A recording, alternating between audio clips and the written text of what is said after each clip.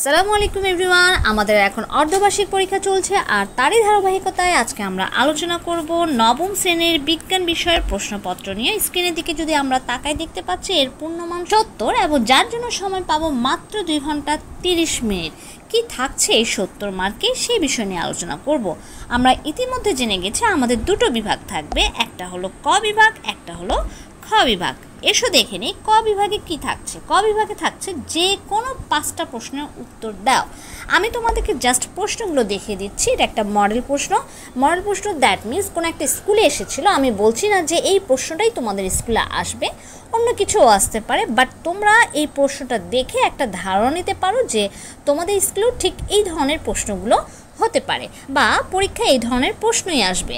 তাহলে 1 নাম্বারটা দেখো বিএম আই নিয়ে বলা আছে, 2 নাম্বারও সেম, 3 নাম্বারে হচ্ছে পিএইচ সম্পর্কে বলা আছে, 3 নাম্বারে হচ্ছে লেন্সের ক্ষমতা, সেখান থেকে প্রশ্ন এসেছে। 4 নাম্বার দেখো বিক্রিয়া আছে, 5 নাম্বার, 6 নাম্বারে দেখতে পাচ্ছ যে চিত্র আছে, সেখান থেকে ক খ গ ঘ প্রশ্ন এসেছে। খুব মনোযোগ দিয়ে ভিডিওগুলো A to Z দেখবে। 7 নম্বরে সেম, বিক্রিয়া এসেছে, সেখান থেকে 4টি প্রশ্ন এসেছে। 8 নম্বরে সেম প্রশ্ন এসেছে, তার মানে উদ্দীপক টাইপের লেখাগুলো খুব কম। সো আমাদের 8টা প্রশ্ন থাকবে, এখান থেকে যে কোনো 5টি প্রশ্নের উত্তর দিতে হবে। এর পরে রয়েছে খ বিভাগ। খ বিভাগে যা রয়েছে তা হলো সংক্ষিপ্ত প্রশ্ন, 10টি প্রশ্নের উত্তর দিতে হবে তোমাদের ইচ্ছা মতো, 10 দুগুণা 20 মার্ক।